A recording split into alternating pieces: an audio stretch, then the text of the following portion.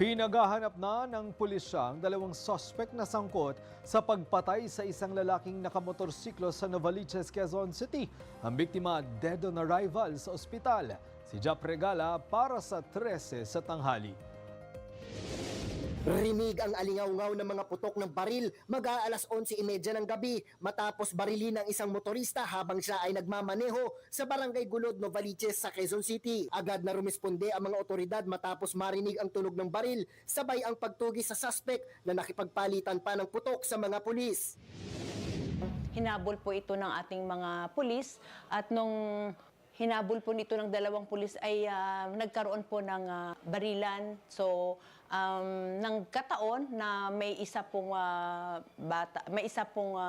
nasawi na nadamay dito na nagmamaneho ng bisikleta. So, bali po ang nangyari na ito ay dalawa po ang namatay. Lumabas sa inisyal na report na nagtamo ng 11 tama ng bala ang biktimang nakamotorsiklo at ayon sa kapatid nito, nakakatanggap na ang biktima ng death threats noon pa man.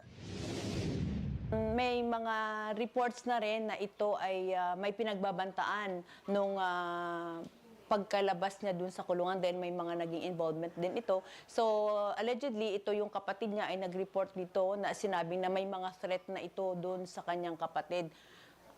Yun po yung naging daan.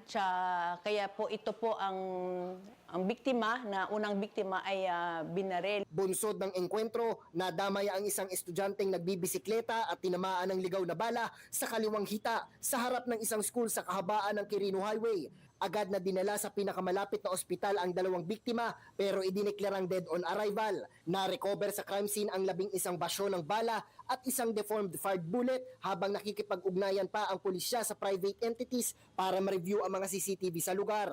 Tinitingnan din ng pulisya ang posibilidad na sangkot din ang dalawang suspect sa iba pang insidente ng pamamaril sa ilang bahagi ng Novaliches, Quezon City.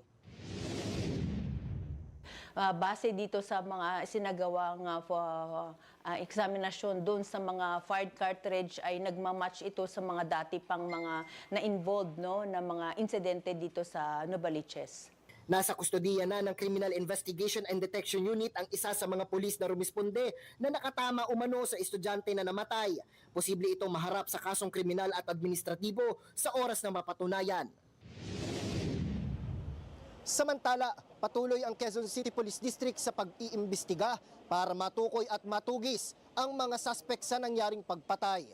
Mula rito sa Camp Karingal, para sa totoong balita sa Bagong Pilipinas, Jap Regala, 13 sa tanghali ng Congress TV.